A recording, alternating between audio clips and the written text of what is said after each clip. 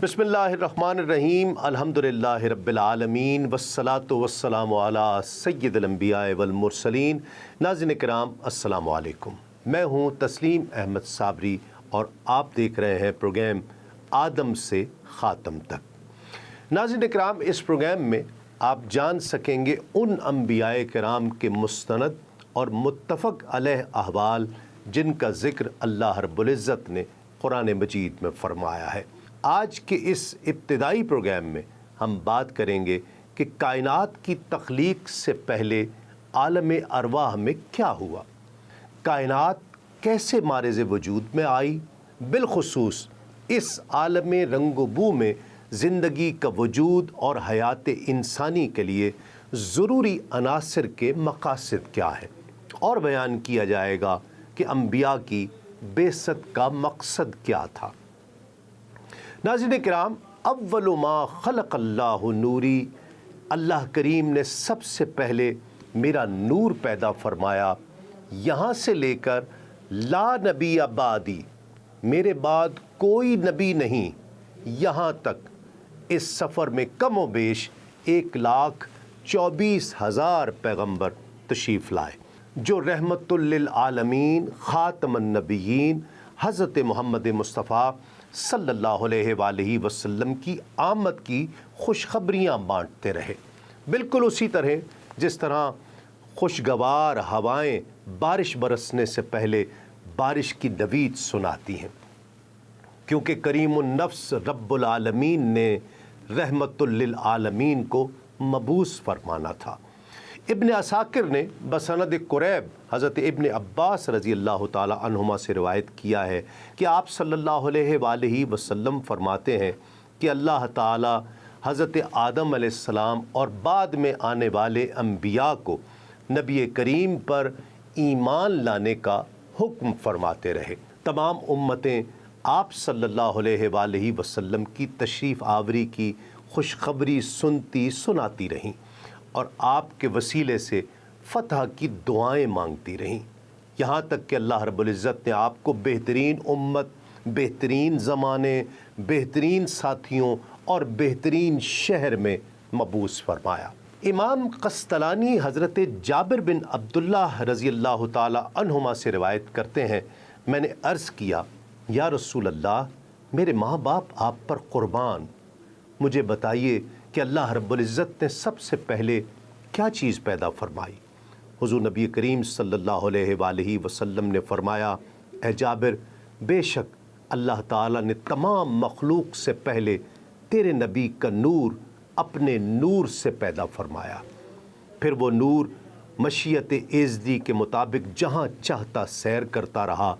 उस वक्त लौह थी न कलम थे, जन्नत थी न दोज़ख और न ही फरिश्ते, आसमान था न ज़मीन, सूरज था न चाँद, जिन थे न इंसान। जब अल्लाह रब्बुल इज़्ज़त ने इरादा फरमाया कि मखलूक़ात को पैदा करे तो उस नूर को 4 हिस्सों में तक़सीम फरमा दिया। पहले हिस्से से कलम बनाया, दूसरे से लौह और तीसरे से अर्श। फिर चौथे हिस्से को मज़ीद 4 हिस्सों में तक़सीम किया। तो पहले हिस्से से अर्श उठाने वाले फ़रिश्ते बनाए, दूसरे से कुर्सी और तीसरे से बाकी फ़रिश्ते। फिर चौथे को मज़ीद 4 हिस्सों में तक़सीम फरमा दिया। तो पहले से आसमान बनाए, दूसरे से ज़मीन और तीसरे से जन्नत और दोज़ख।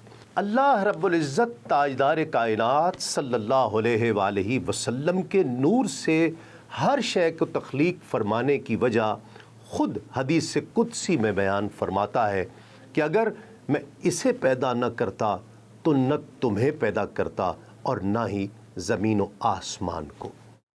हम बात कर रहे हैं उन लम्हात की जब कायनात तो एक तरफ अभी वक्त की भी तख्लीक नहीं हुई थी। आइंदा के अहवाल की तरफ पेश कदमी करते हुए अल्लाह रब्बुल इज़्ज़त ने अपनी मखलूक में सबसे पहले तमाम इंसानों की अरवाह से और बादअज़ा ख़ास अंबियाए किराम और रसूल उज़्ज़ाम की अरवाह से पुख्ता वादे और हलफ लिए। ये मीसाक आलम अरवाह में 3 मरतबा लिए गए। अल्लाह रब्बुल इज़्ज़त ने पहला मीसाक तमाम इंसानों की रूहों से अपनी तौहीद اور الوہیت کا لیا کہ وہ اللہ تعالیٰ کو ایک مانے گا، اللہ کی توحید پر ایمان لائے گا اور اس کے ساتھ کسی کو شریک نہیں ٹھہرائے گا۔ اسے میثاق الست بھی کہتے ہیں۔ حضرت عبداللہ بن عباس رضی اللہ تعالیٰ عنہ سے مروی ہے اور امام احمد بن حنبل نے بھی اپنی مسند میں روایت کیا ہے کہ حضور علیہ الصلاۃ والسلام نے فرمایا کہ یہ میثاق مقام عرفات میں لیا گیا۔ اس وقت آدم علیہ السلام کی پشت مبارک سے تمام انسانوں کو جو قیامت تک ان کی نسل سے اس دنیا میں پیدا ہونے والے تھے، روحوں کی شکل میں ان کے سامنے متشکل کر دیا گیا۔ نبی پاک صلی اللہ علیہ وآلہ وسلم کا ارشاد ہے، اللہ تعالیٰ نے حضرت آدم علیہ السلام کی پشت میں موجود انبیاء سے مقام عرفہ پر میثاق لیا، پس آپ کی پشت سے تمام ذریت کو نکالا جسے اس نے پیدا کیا تھا، پھر انہیں اپنے سامنے سورج کی شعاؤں میں نظر آنے والے ذرات کی شکل میں بکھیر دیا، پھر ان کے ساتھ براہ راست کلام فرمایا اور فرمایا الست بربکم، کیا میں تمہارا رب نہیں ہوں؟ سب نے سر تسلیم خم کیا اور جواب دیا بلا، ہاں باری تعالیٰ تو ہی ہمارا رب ہے۔ جب سب نے اللہ تبارک و تعالیٰ کی الوہیت، وحدانیت اور ربوبیت کا اقرار کر لیا تو آگے قرآن مجید فرماتا ہے شہدنا ان تقولوا یوم القیامہ انا کنا عن ھذا غافلین، ہم گواہی دیتے ہیں تاکہ قیامت کے دن یہ نہ کہو کہ ہم اس عہد سے بے خبر تھے۔ دوسرا میثاق اللہ تبارک و تعالی نے تمام انبیاء اور رسولوں کی ارواح سے لیا۔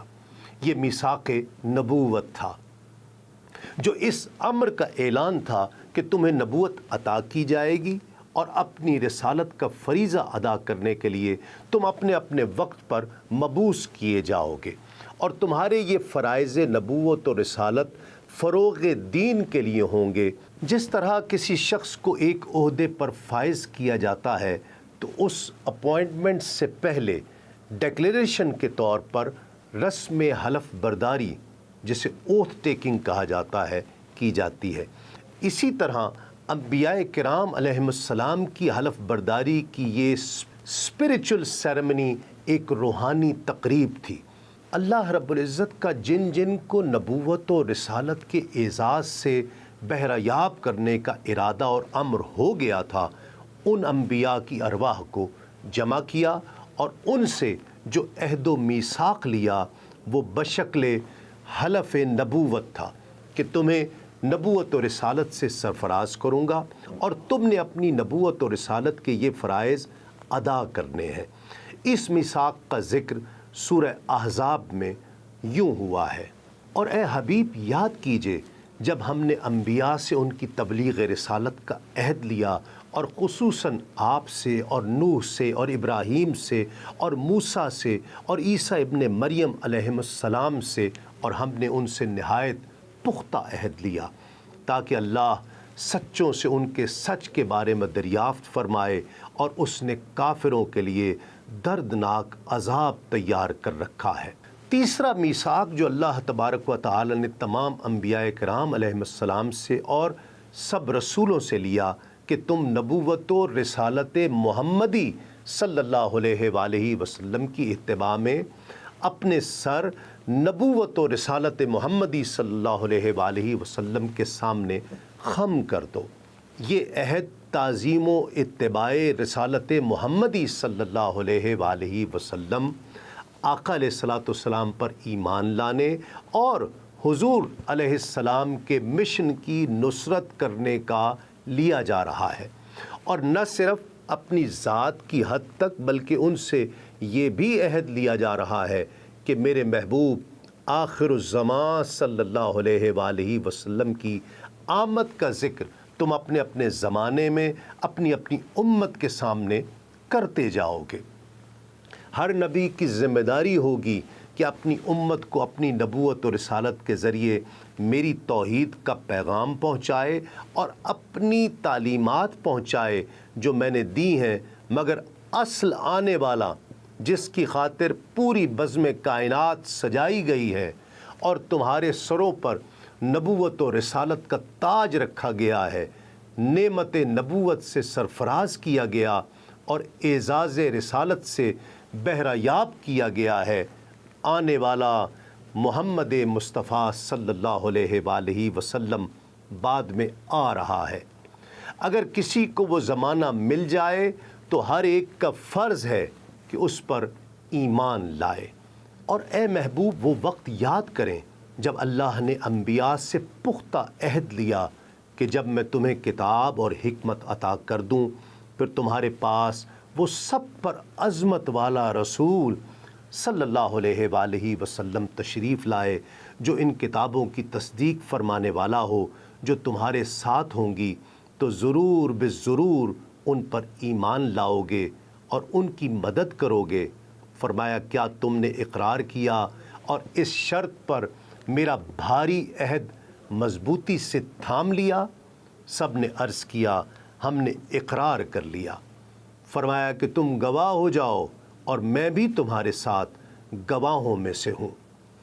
آیت مبارکہ کے الفاظ لَتُؤْمِنُنَّ بِهِ کے ذریعے اللہ تبارک و تعالیٰ نے انبیاء کرام علیہ السلام کی نبوتوں کو حضور صلی اللہ علیہ وآلہ وسلم کی نبوت پر ایمان کے ساتھ مشروط کر دیا، اور ان کی رسالتوں کو حضور نبی کریم صلی اللہ علیہ وآلہ وسلم کی رسالت پر ایمان اور حضور صلی اللہ علیہ وآلہ وسلم کی رسالت کی خدمت کے ساتھ مشروط کر دیا کہ تم سب اس نبی پر ایمان لاؤ گے اور ان کی نصرت و مدد کرو گے، پھر تمہارے پاس وہ سب پر عظمت والا رسول صلی اللہ علیہ وآلہ وسلم تشریف لائے جو ان کتابوں کی تصدیق فرمانے والا ہو جو تمہارے ساتھ ہوں گی۔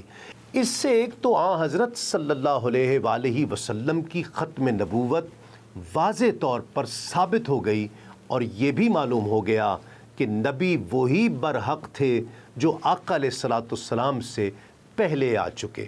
چونکہ آقا علیہ الصلاۃ والسلام کے لیے اللہ تعالیٰ نے سب کی تصدیق فرما دی، تو اس کے بعد کوئی گنجائش کسی کے لیے نہیں ہے۔ پھر جو بھی آئے گا وہ جھوٹا مدعی نبوت ہوگا۔ ناظرین کرام، یہاں ایک مختصر سا وقفے کے بعد لوٹتے ہیں اس یقین کے ساتھ آپ کہیں نہیں جائیں گے۔ ناظرین خوش آمدید، ایک مرتبہ پھر آپ کا خیر مقدم ہے۔ علامہ ابن کثیر رحمۃ اللہ علیہ کہتے ہیں کہ عالمین جمع ہے عالم کی، آسمان کی مخلوق، خشکی اور تری کی مخلوق کو بھی عالم کہتے ہیں۔ ابن عباس سے ایک روایت ہے کہ اس سے مراد کل مخلوق ہے، خواہ ہمیں اس کا علم ہو یا نہ ہو۔ امام رازی تفسیر کبیر میں ایک سے زیادہ عالم کے وجود کو بعید از قیاس نہیں گردانتے۔ حضرت ابو سعید خدری رضی اللہ تعالیٰ عنہ سے منقول ہے کہ عالم 40,000 ہے۔ یہ دنیا مشرق سے مغرب تک ایک عالم ہے، باقی اس کے سوا ہے۔ حضرت مقاتل کہتے ہیں کہ 80,000 عالم میں 40,000 خشکی اور 40,000 سمندر ہے۔ صاحب طبیان القرآن لکھتے ہیں کہ ان تمام اقوال میں صحیح یہ ہے کہ اللہ کریم کے سوا ہر موجود عالم ہے اور مخلوق عالم میں شامل ہے۔ عالمین کی کل تعداد تو صرف اللہ کریم کو ہی معلوم ہے، کیونکہ اللہ کریم کے لشکروں کو صرف وہی جانتے ہیں۔ قطع نظر اختلاف روایت وہی کریم ذات ہے جو تمام مجموعہ خلائق کو اپنی مہربانی اور فضل سے نہ صرف عدم سے وجود میں لانے بلکہ محض اپنی کریمی اور محبت سے ان کی تمام غرض و غایت کو درجہ بدرجہ آگے بڑھا کر اوج کمال تک پہنچانے کا بھی اعلان فرما رہے ہیں۔ تفسیر فیوض الرحمان میں ہے کہ اس ذات کی رحمت عامہ ہے کہ کوے کا بچہ جب انڈے سے باہر نکلتا ہے تو وہ سرخ گوشت کی طرح ہوتا ہے، ماں اسے آگ کی چنگاری سمجھ کر چھوڑ جاتی ہے، چھوٹے چھوٹے مچھر اسے آگ جان کر پروانہ بن کر خود اس کے منہ میں گرتے ہیں اور لقمہ بن جاتے ہیں، یہاں تک کہ اس کے بالوں پر اگاتے ہیں۔ اس وقت اس کی ماں اسے اپنی پرورش میں لے لیتی ہے۔ اس پر رحمت عامہ کا کرشمہ دیکھ کر کہا گیا، یا رزاق الغراب فی امہ اے پروردگار کوے کے بچے کو آشیانے میں پالنے والے، یہ کاروان کائنات اپنے اندر کروڑوں راز سنبھالے ہوئے ہے۔ بہاروں کے حسن کی دل نوازی، صحراؤں کی پنہائی، سمندروں کی کوہ پیکر موجیں اور ان کا جلال، پھولوں سے لدے قافلوں کا معین وقت پر آنا اور آسمان کے نیلے دامن پر تیز رفتار بادلوں کے رتھوں کی گڑگڑاہٹ ایک طرف ذات کے تصرف کلی کی شاہد ہے اور دوسری طرف اس پیکر بے ثبات پر لطف عمیم کی طرف اشارہ ہے۔ یہ کریم رب کی رحمت اور کرم کی ایک مثال ہے کہ اس نے انسان کے لیے ایسی زمین فرش پیدا کیا جو نہایت متوازن ہے، نہ پانی کی طرح نرم کہ قرار نہ ہو سکے اور نہ پتھر کی طرح سخت کہ انسان کو کام میں لانے کے لیے تکلیف سے گزرنا پڑے۔ آسمان کو ایسا مزین اور خوشنما چھت بنایا جس کو بار بار دیکھنے سے بھی طبیعت پر خوشگوار اثر قائم رہے۔ پھر آسمان سے پانی کا برسنا جو جمادات و نباتات کے اگانے کا ذریعہ بنتا ہے، بلکہ اس سے قسم قسم کے پھل اور میوہ جات تسکین آدم کے لیے جنم لیتے ہیں۔ یہ کریم ذات کی انسان سے محبت پر بھی دلیل ہے کہ اس نے تخلیق آدم سے پہلے اس کی جسمانی، جمالیاتی اور معاشرتی آسودگی کے لیے چیزوں کو ان کی بہترین تخلیقی سطح پر پیدا کیا، جہاں اس کا بندہ نہ صرف ان سے استفادہ کر سکے بلکہ کم سے کم تکلیف اٹھائے۔ اصل میں تعریف کے قابل وہی خدا ہے جسے تم مانتے ہو، اور اسی نے تاریکیوں میں نور پیدا کیا ہے۔ بغیر ستون اور کسی کجی کے بغیر آسمان کو بنایا، سورج چاند رکھے، ہوا کے دوش پر بادلوں کو رکھا اور آسمان میں کشادہ راستے رکھے۔ خلقت عالم کے بارے میں امام مسلم کہتے ہیں کہ حضرت ابو ہریرہ رضی اللہ تعالیٰ عنہ نے بیان کیا کہ رسول اللہ صلی اللہ علیہ وآلہ وسلم نے میرا ہاتھ پکڑ کر ارشاد فرمایا کہ اللہ نے زمین کو ہفتے کے دن، پہاڑوں کو اتوار کے دن، پیر کے دن درخت، منگل کے دن مکروہ چیزیں، بدھ کے دن نور، جمعرات کے دن مویشی اور جانور پھیلائے، اور مخلوق کے آخر میں جمعہ کے دن عصر کے بعد آخری ساعت تک آدم علیہ السلام کو پیدا کیا۔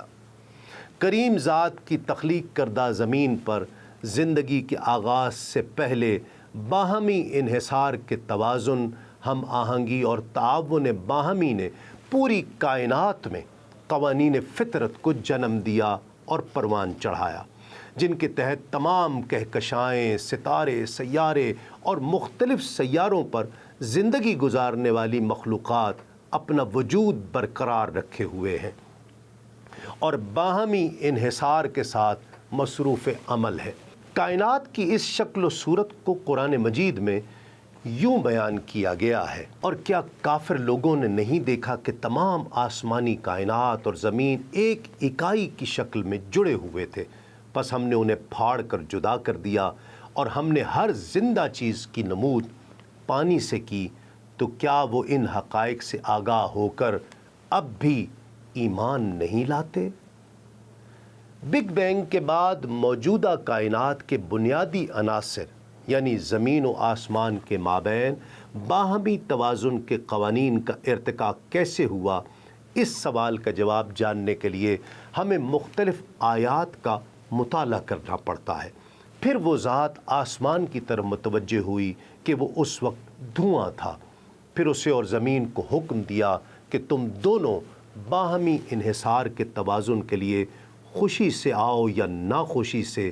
ان دونوں نے کہا ہم فطری نظام کے تحت خوشی سے حاضر ہیں۔ مزید برآں تخلیق کے سما کی ایک بنیادی وجہ قرآن حکیم میں یہ بیان فرمائی، ہم نے آسمان کو محفوظ چھت بنایا اور وہ ان نشانیوں سے روگرداں ہیں۔ پھر دو خاص مراحل میں 7 آسمان بنا دیے اور ہر آسمان کے احکام اس میں بھیج دیے، اور ہم نے آسمان دنیا کو چراغوں سے رونق بخشی اور اس کو محفوظ بھی کر دیا۔ یہ انتظام ہے زبردست اور علم والے رب کا۔ اسی طرح زمین اور پہاڑوں کے باہمی تعلق کو اللہ رب العزت نے اس انداز میں بیان فرمایا، اور ہم نے زمین میں مضبوط پہاڑ بنا دیے تاکہ ایسا نہ ہو کہ کہیں زمین حرکت کرتے ہوئے انہیں لے کر کانپنے لگے، اور ہم نے اس زمین میں کشادہ راستے بنائے تاکہ لوگ راہ پا سکیں۔ اور پھر دن رات سورج چاند کے ارتباط کو ان الفاظ میں واضح فرمایا، اور وہی اللہ ہے جس نے رات اور دن کو پیدا کیا، اور سورج اور چاند کو بھی۔ تمام آسمانی کرے اپنے اپنے مدار کے اندر تیزی سے تیرتے چلے جاتے ہیں۔ قرآن پاک میں زمینی معدنیات اور فصلوں کا راز اس تدبیر سے منکشف فرمایا گیا، اور اس نے اس زمین کے اندر بڑی برکت یعنی قسم قسم کی کانیں رکھیں، اور اس میں اس کی نعمتیں 4 مراحل میں رکھیں جو ہر طلبگار کے لیے برابر ہیں۔ زمین ابتدائی طور پر بے انتہا گرم تھی، اور اس پر کسی قسم کی فضا موجود نہ تھی۔ وقت کے ساتھ ساتھ یہ ٹھنڈی ہوتی چلی گئی، اور چٹانوں سے نکلنے والی گیسوں کے اخراج سے اس کے چاروں طرف ہوا کا ایک غلاف چڑھ گیا۔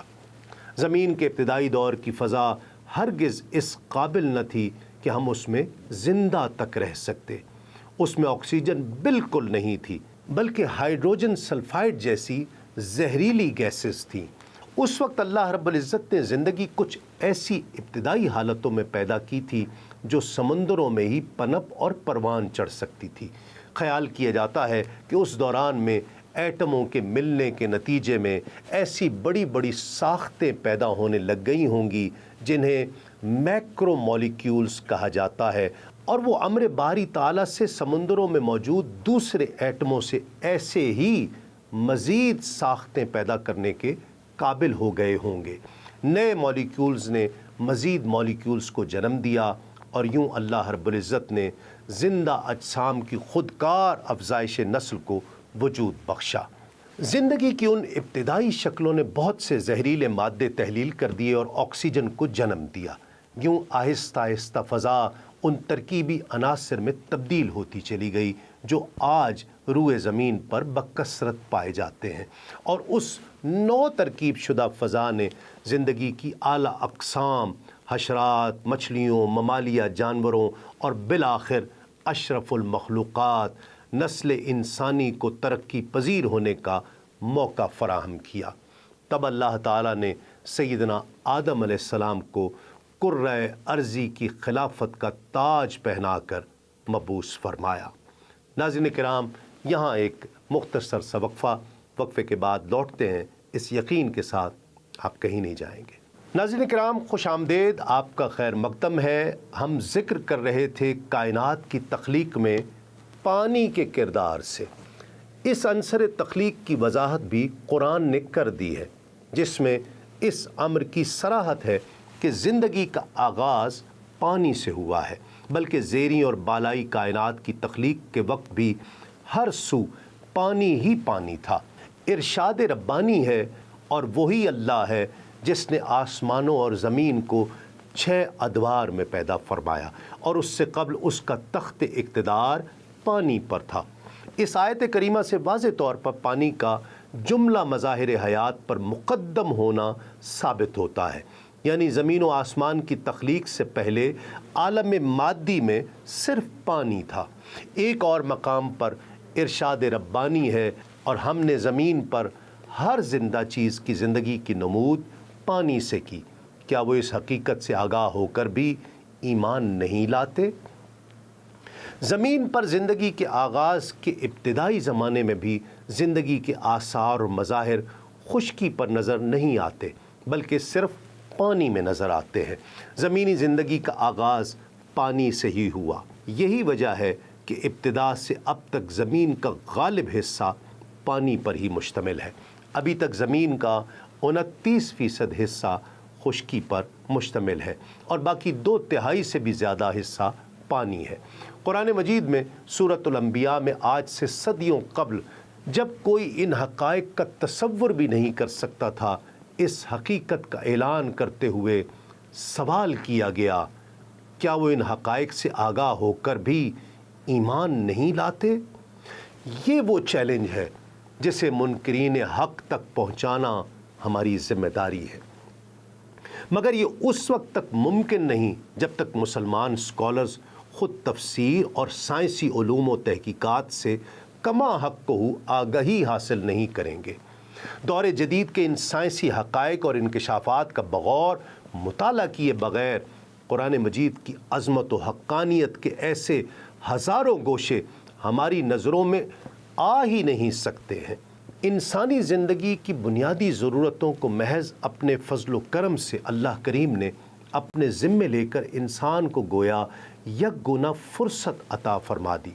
اس میں شک نہیں کہ انسان میں جسمانیت، حیوانیت اور ملکیت سب کچھ موجود ہے، اور ان سب خوبیوں کے لوازمات جیسے زمان و مکان، کھانا پینا اور تسبیح و تحمید، جسمانیت و حیوانیت اور ملکیت تینوں انسان کے ارد گرد گھومتی ہیں، بلکہ یوں کہیے کہ انسان کل کائنات کے حقائق لطیفہ کا مجموعہ ہے، اور سب مخلوقات انسان کی خادم اور انسان سب کا مخدوم ہے۔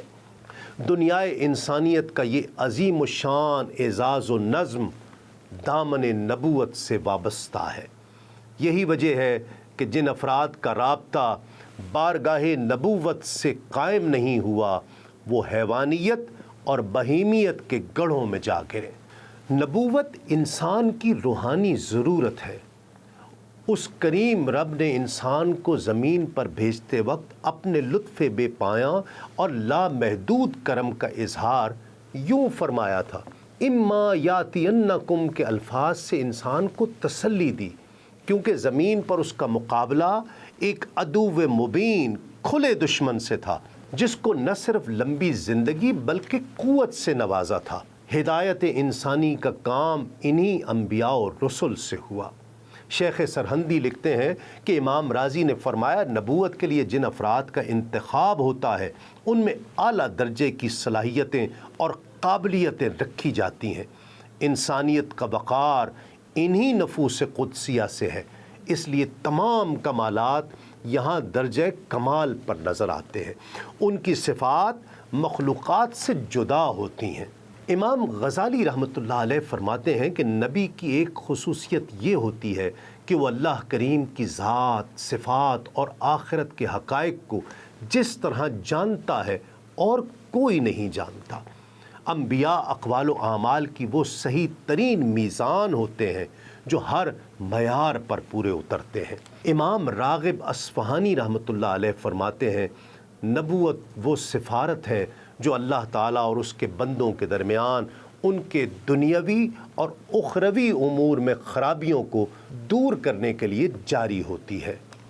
مجدد الفسانی شیخ احمد سرہندی رحمۃ اللہ علیہ متکلمین کے ہاں منصب نبوت پہ فائز ہونے والی شخصیت کی ذمہ داریاں اور تعریفات کا خلاصہ اس انداز میں فرماتے ہیں، جسے اللہ تعالیٰ نے فرمایا، میں نے آپ کو فلاں قوم یا تمام لوگوں کے لیے بھیجا ہے، میری طرف سے احکام پہنچا دو، یا اس طرح کے دیگر الفاظ جو ان معنی پر دلالت کرتے ہیں، مثلا میں نے تجھے فلاں کی طرف مبعوث کیا اور تم ان کو خبر دو۔ یہ مقام ذاتی استعداد اور چلہ کشی کا نتیجہ نہیں، بلکہ صرف رحمت و فضل الہی ہے، جس کی وضاحت فرمان باری تعالیٰ سے ہوتی ہے۔ یہ اللہ کا فضل ہے جسے چاہتا عطا فرماتا ہے۔ نبوت سے مراد وہ قرب الہی ہے جس میں شائبہ ذلیت کی آمیزش نہیں، اور اس کا عروج حق تعالیٰ کی طرف سے ہوتا ہے اور نزول خلق کی طرف۔ نبوت انسانیت کے لیے رحمت خداوندی ہے، عرفان الہی میں عقل کی نارسائی ہے اور حق تعالیٰ کے کمالات کا ادراک کرنے سے عاجز۔ عقل توحید کی دولت عظمیٰ کے اس بات سے قاصر ہے اور ان ہستیوں کی رہنمائی کے بغیر راستہ نہیں مل سکتا۔ ابتداء لوگوں کا ایک ہی مذہب تھا، لیکن پھر وہ اس میں اختلاف کرنے لگے تو اللہ کریم نے ان کی طرف بشارت اور ڈر سنانے والے پیغمبر بھیجے۔ مسلم شریف کی حدیث ہے کہ اللہ کریم نے فرمایا، میں نے اپنے بندوں کو حنیف موحد پیدا کیا، پس شیطان نے ان کو دین سے گمراہ کر دیا اور جو چیزیں میں نے ان کے لیے حلال کی تھیں وہ اس نے ان پر حرام کر دی۔ پیغمبری کیوں ضروری تھی؟ اس سوال کا جواب ایک دوسرے پہلو سے قرآن سے حاصل کرنے کی کوشش کرتے ہیں۔ قرآن میں وارد حضرت انسان کے کچھ القابات بڑے غور طلب ہیں۔ بے شک انسان اپنے رب کا بڑا ناشکرا ہے، وہ جھگڑالو ہے، انسان جلد باز پیدا ہوا ہے۔ قرآن کا یہ طرز تخاطب انسان کی جسمانی کم ہمتی کے علاوہ اس کی فکری یولیدگی کا بھی احاطہ کرتا ہے۔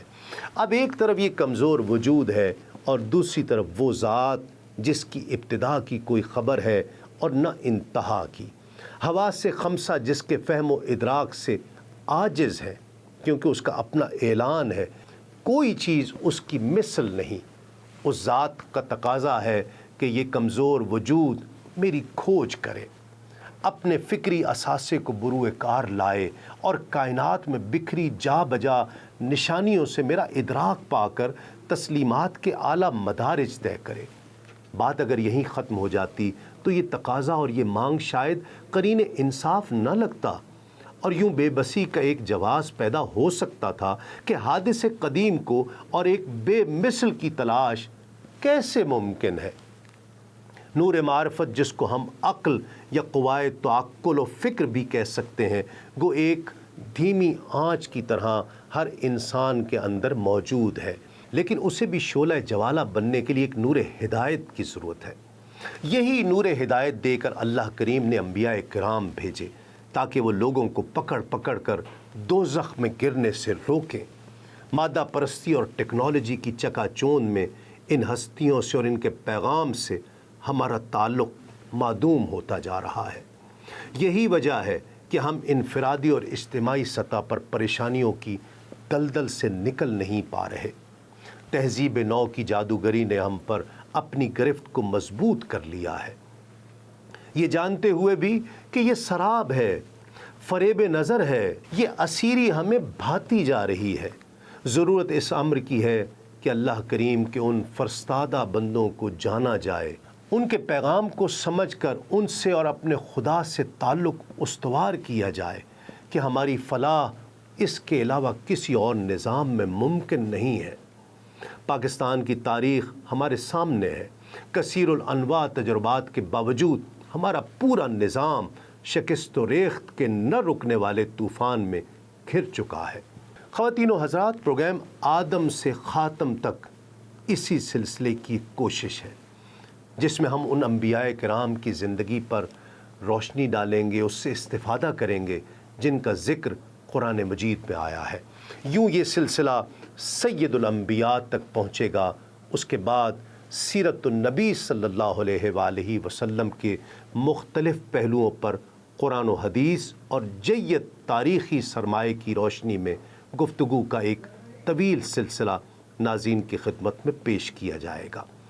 آئندہ کے پروگرام میں ہم جانیں گے کہ اللہ رب العزت نے حضرت آدم علیہ السلام کو خلیفہ کیوں بنایا، حضرت آدم علیہ السلام کی تخلیق کن مراحل اور لمحات میں کی گئی، حضرت آدم علیہ السلام کی شکل و شباہت کیسی تھی، جناب آدم علیہ السلام کو علم اور معرفت کے موتیوں سے کیوں آراستہ فرمایا گیا۔